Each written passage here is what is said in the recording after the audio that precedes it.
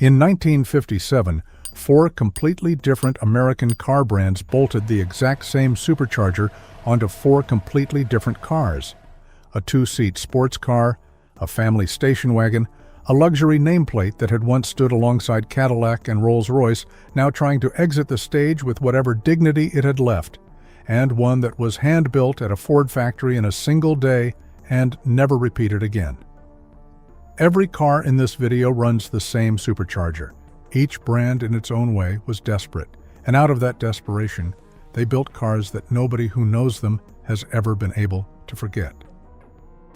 7. 1954 to 1955. Kaiser Manhattan. Kaiser Frazer was born in the post-war boom, riding the wave of pent-up demand for new cars, and for a brief window, they genuinely competed with the Big Three. But by the early 1950s, the game had shifted. Chevrolet, Ford, and Chrysler were rolling out new overhead valve V8 engines that were lighter and significantly more powerful. Kaiser was still running a 226 cubic inch L-head inline six that traced its roots back to Continental, putting out exactly 118 horsepower. In a market where horsepower was becoming the only language that mattered, 118 horsepower was the wrong answer. Kaiser had no budget to develop a new V8, and rather than surrender, they went looking for Robert Paxton McCulloch. McCulloch was a Stanford-trained engineer who had been developing his centrifugal supercharger since the late 1930s. His VS57 unit was straightforward. Belt-driven building boost above 3,000 revolutions per minute, compact and reliable enough to bolt onto a production car. Kaiser fitted it to the old six, kept boost at a conservative 4 pounds per square inch for reliability, and output jumped from 118 horsepower to 140 horsepower. That might not sound like much against the V8s flooding the market at the time, but Kaiser was not trying to win the horsepower race. They just needed to stay in the game for one more year. Kaiser marketed the 1954 Manhattan as two engines in one, economy combined with energy. 0 to 60 miles per hour improved from 17.5 seconds down to around 15 seconds with the manual transmission. Every engine was carefully inspected component by component before leaving the factory, making these arguably the most thoroughly quality-controlled engines Kaiser ever produced. Several thousand supercharged Manhattans were built before Kaiser shut down its American passenger car operations in 1955. The supercharger did not save Kaiser, but it earned them something no other brand had in 1954, the title of the first American post-war production car to offer a factory-installed supercharger as standard equipment. A small footnote in history, but one that Kaiser fully deserved. 6. 1957 Packard Clipper. Packard had once been one of the greatest luxury car brands in America. Before the war, if you drove a Packard, people knew who you were. But by the mid-1950s, Studebaker Packard Corporation was drowning in debt and consolidated production at the Studebaker plant in South Bend, Indiana. Packard was no longer designing its own cars. The new Packard for 1957 was essentially a Studebaker President with a restyled face, extra chrome, a Packard badge slapped on, and sent to the showroom. Critics called it the Packard Baker, and nobody could argue otherwise. But as embarrassing as the origins were, all 4,809 Packard Clippers built in 1957 came with a Studebaker 289 cubic inch V8, fitted with a factory McCulloch VS57 supercharger, producing 275 horsepower at 4,800 revolutions per minute. That was the only engine on offer. No alternatives, no options. You bought a 1957 Packard Clipper, you got the supercharged V8, whether you wanted it or not. And here is the detail that makes this car more interesting than most people realize. 869 of those 4,809 units were the country sedan station wagon, a 7-passenger family hauler with chrome everywhere, a cargo area big enough for a weekend's worth of luggage, and 275 supercharged horsepower under the hood. Honestly, that made it one of the fastest station wagons on American roads in 1957, and almost nobody knew it. Automotive historian Richard Langworth later wrote that while these cars were not truly Packards, they were nonetheless very good Studebakers. That is probably the most honest compliment a Packard baker was ever going to get. 5. 1958 Studebaker Golden Hawk. In 1958, America was in a genuine recession. Industry-wide car sales dropped hard, and even General Motors was losing tens of thousands of orders. Studebaker, already weaker than the Big Three for years, got hit harder than most. Budgets tightened, plants ran at reduced capacity, and the future of the entire brand was growing murkier by the month. In the middle of all that, the 1958 Golden Hawk kept rolling off the line with the same supercharged 289 cubic inch V8, producing 275 horsepower.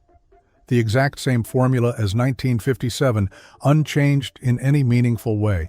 Still fast, still handsome, still one of the most interesting cars Studebaker had ever built. The problem was, almost nobody was buying it anymore.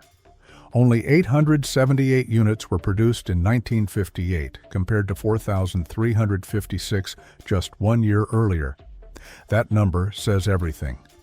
After 1958, the Golden Hawk nameplate was retired entirely and quietly disappeared from the catalog without any formal announcement. What makes that genuinely sad is that the car's design, shaped by the Raymond Loewy School of Industrial Styling, remained one of the cleanest and most proportionally balanced shapes Studebaker ever put on the road. Looking at a 1958 Golden Hawk today, it is hard to believe this came from a company that was financially on its knees. The car shows no signs of desperation whatsoever. It was built with the full confidence of a brand at the top of its game, even though the reality at the time was anything but. The 1958 market did not care about any of that, and the Golden Hawk paid the price with its own disappearance. 4. 1957 Studebaker Golden Hawk. In 1956, the Golden Hawk ran a Packard 352 cubic inch V8 with 275 horsepower. That made it one of the fastest cars on American roads that year. In real-world road tests, it beat the Corvette, the Thunderbird, and the Chrysler 300B in a straight line. Studebaker had every reason to be proud, right up until 1957, when the Packard engine plant closed and everything changed. Studebaker now had to replace that Packard V8 with the biggest engine it owned, a 289 cubic inch V8 that produced 225 horsepower in naturally aspirated form. That was exactly 50 horsepower short of the year before. In the car business of the 1950s, that kind of gap was not something you could paper over, especially for a car being positioned as the brand's flagship performance model. Studebaker's answer was to bolt a McCulloch VS57 supercharger onto the 289, drop the compression ratio to 7.8 to 1 to keep detonation in check, and limit boost to 5 pounds per square inch. The goal was not maximum peak power, it was to broaden the torque curve across the RPM range so the car felt strong and responsive in real driving conditions. The result was 275 horsepower at 4,800 revolutions per minute and 333 foot-pounds of torque at 3,200 revolutions per minute, matching the outgoing Packard V8's numbers almost exactly. The automotive press of the time did not hold back. At 0.95 horsepower per cubic inch, this was one of the highest ratios of any mass-production American car in 1957. Both road and track and motor trend placed it among the fastest cars an ordinary buyer could purchase with ordinary money. The 1957 Golden Hawk did not just hold its ground against the year before. By several technical measures, it actually came out ahead. 4,356 units were built that year. Every single one came with that supercharger as standard equipment, at no extra cost to the buyer. That is something Studebaker never promoted aggressively enough, because it was a genuinely clever piece of engineering that most people never gave them credit for. And now we get to Ford. The story gets stranger here, because Ford did not just build one supercharged car.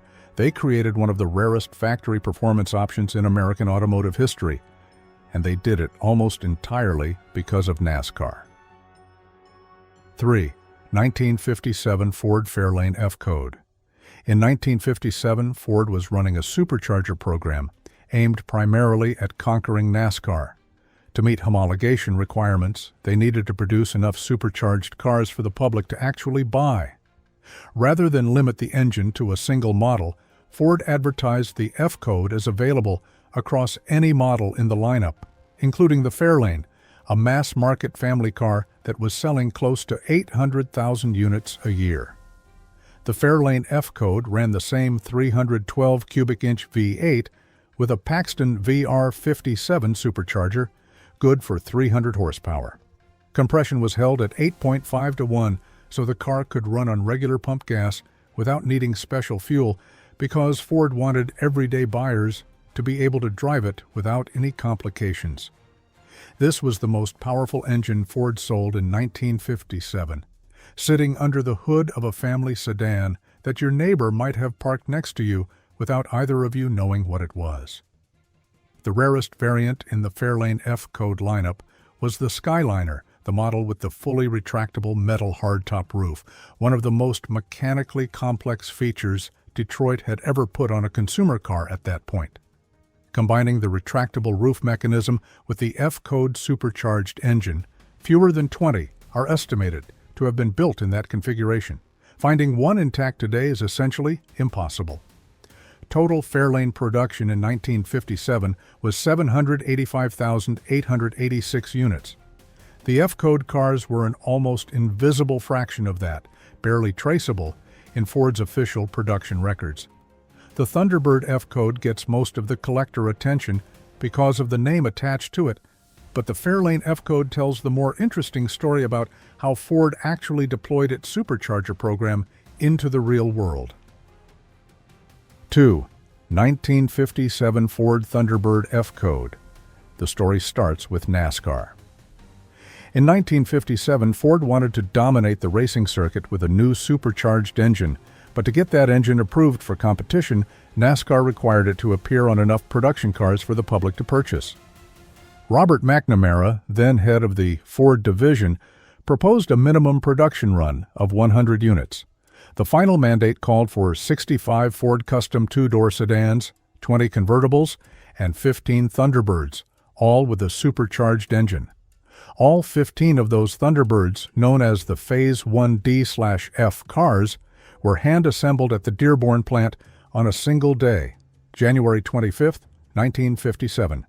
Each one came with a 312 cubic inch V8 fitted with a McCulloch VR57 Phase 1 supercharger, a heavy-duty 3-speed manual gearbox, seat belts, and a fiberglass hardtop, completely stripped down, not a gram of unnecessary chrome anywhere, because these were cars built for one purpose only, and they delivered.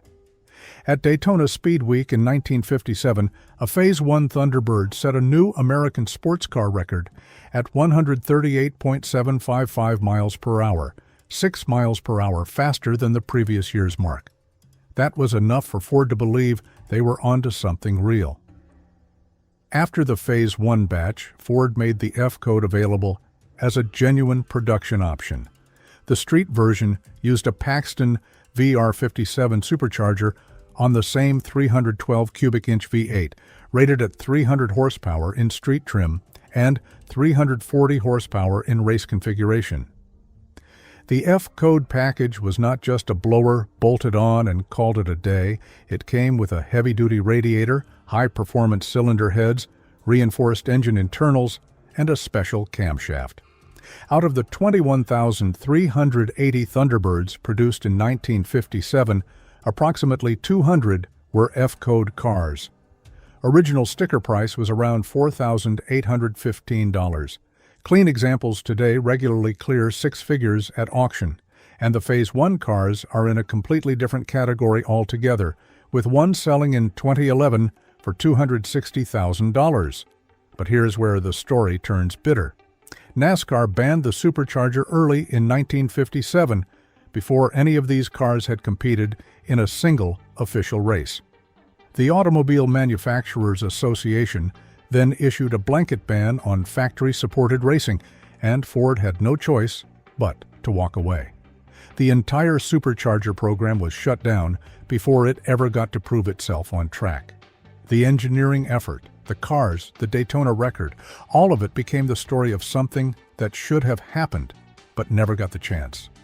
Of the original 15 Phase 1 Thunderbirds, only 8 are known to survive today. 1. 1958 Packard Hawk, the last car to ever carry the Packard name. It is also the fastest Packard ever built. To understand why that matters, you need to know who Packard used to be. Before World War II, Packard was the American luxury car that wealthy buyers dreamed about, standing alongside Cadillac and Lincoln at the very top of the domestic market, and regularly mentioned in the same breath as Rolls-Royce in conversations about the world's finest automobiles. Their slogan, "Ask the man who owns one," remains one of the most famous lines in American automotive advertising history. But by 1958, Packard was no longer Packard.